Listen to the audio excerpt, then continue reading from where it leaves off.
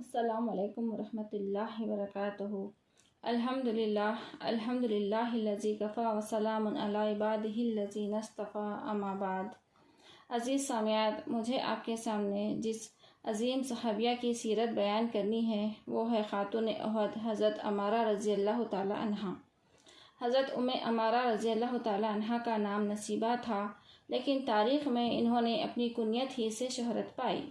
حضرت عمارہ انصار کے قبیلے خزرج کے خاندان نجار سے تعلق رکھتی تھی، اور محمد صلی اللہ علیہ وسلم کی پردادی سلمہ بھی خاندان نجار سے ہی تھی۔ یہ خاندان مدینہ منورہ میں بہت معزز سمجھا جاتا تھا۔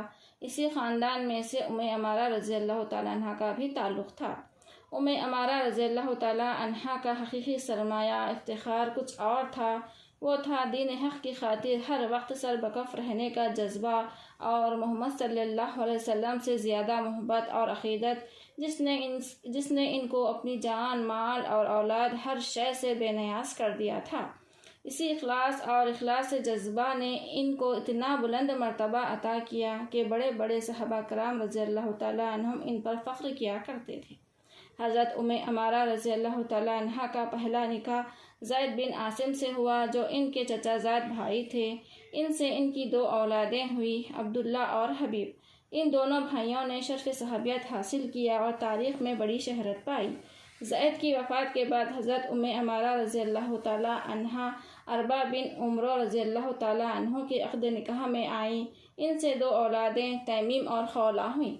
حضرت عمارہ رضی اللہ تعالیٰ عنہ کا شمار انصار کے سابقین اولین میں ہوتا ہے۔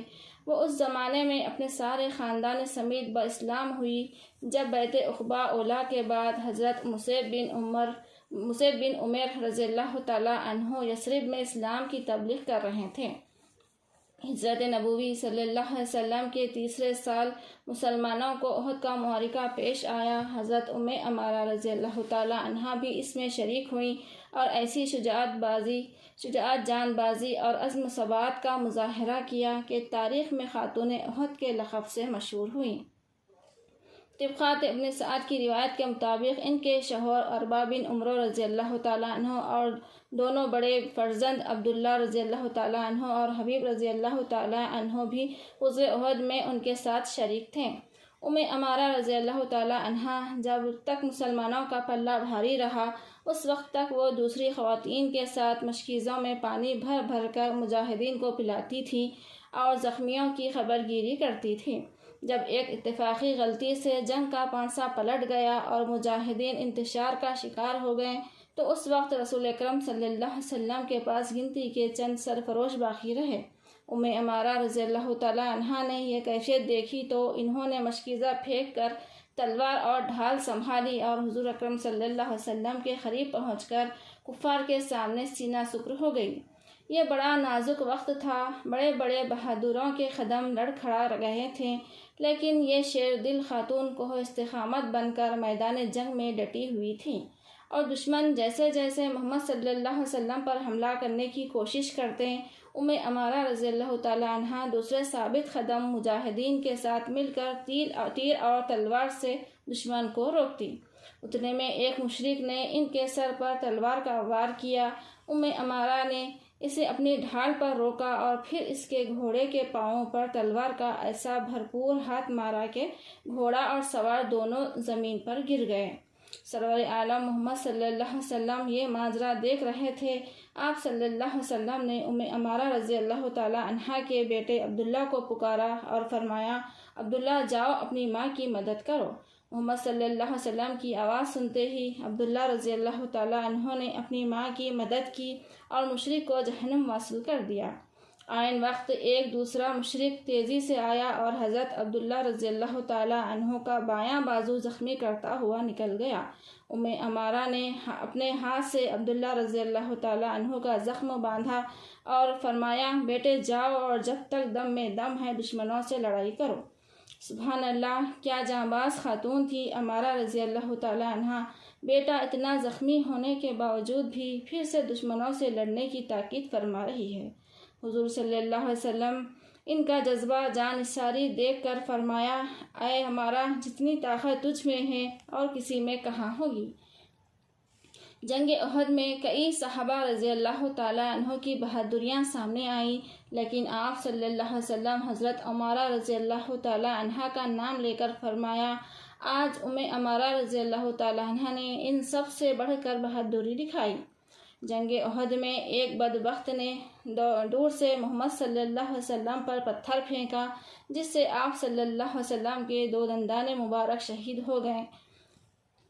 یہ نظارہ دیکھتے ہی عمارہ رضی اللہ تعالیٰ عنہ بے تاب ہو گئی اور مشرک ابن خمیہ کو محمد صلی اللہ علیہ وسلم پر حملہ کرنے سے روکتی رہی۔ اس ہاتھا پائی کی وجہ سے ان کے کندھے پر شدید زخم آ گیا تھا، لیکن مشرک ابن خمیہ کو بھی وہاں ٹھہرنے کی جرأت نہ ہوئی اور وہ تیزی سے گھوڑا دوڑا کر بھاگ گیا۔ آپ صلی اللہ علیہ وسلم فرمایا کرتے تھے کہ احد کے دن میں دائیں بائیں جدھر نظر ڈالتا تھا عمارہ ہی عمارہ لڑتی ہوئی نظر آتی تھی۔ ایک روایت کے مطابق غزوہ احد میں حضرت عمارہ رضی اللہ تعالیٰ عنہ کے جسم پر 12 زخم لگے تھے۔ علامہ ابن سعد رحمۃ اللہ علیہ کا بیان ہے کہ غزوہ احد کے بعد انہوں نے بیعت رضوان، جنگ خیبر، عمرۃ الخزا اور غزوہ حنین میں بھی شرکت کی۔ کیا جانباز خاتون تھی عمارہ رضی اللہ تعالیٰ عنہ۔ اس کے بعد ان کے دوسرے لڑکے حبیب رضی اللہ تعالیٰ عنہ کو ایک مشرک مسلمہ نے خود کو رسول کہلوانے پر مجبور کر رہا تھا، تو اس وقت عمارہ رضی اللہ تعالیٰ عنہ کا دوسرا بیٹا حبیب رضی اللہ تعالیٰ عنہ نے اپنے ایمان پر ثابت قدم رہ کر یہ ثابت کر دیا کہ ایک بہادر ماں کے بیٹے ہیں۔ مسلمہ کے ہاتھ شہید ہو گئے، لیکن محمد صلی اللہ علیہ وسلم کی رسالت پر ثابت قدم رہے۔ یہ تھی عمارہ رضی اللہ تعالیٰ عنہ کی تربیت اپنے اولاد کے ساتھ۔ حضرت عمارہ رضی اللہ تعالیٰ عنہ نے اپنے مجاہد فرزند کی مظلومانہ شہادت کی خبر سنی تو ان کی ثابت قدمی پر خدا کا شکر بجا لائی۔ روایتوں کے مطابق عمارہ رضی اللہ تعالیٰ عنہ عمر فاروق رضی اللہ تعالیٰ عنہ کے عہد خلافت میں موجود تھی اور انہی کے دور میں وفات پائیں۔ یہ تھی خاتون احد حضرت عمارہ رضی اللہ تعالیٰ عنہ کی مختصر سی سیرت جو میں نے آپ کے سامنے پیش کی۔ اللہ تعالیٰ سے دعا ہے وقت آنے پر ہمیں بھی اپنے ایمان کی حفاظت کرنے والا بنائیں۔ جزاک اللہ خیرا کثیرا۔ السلام علیکم ورحمۃ اللہ وبرکاتہ۔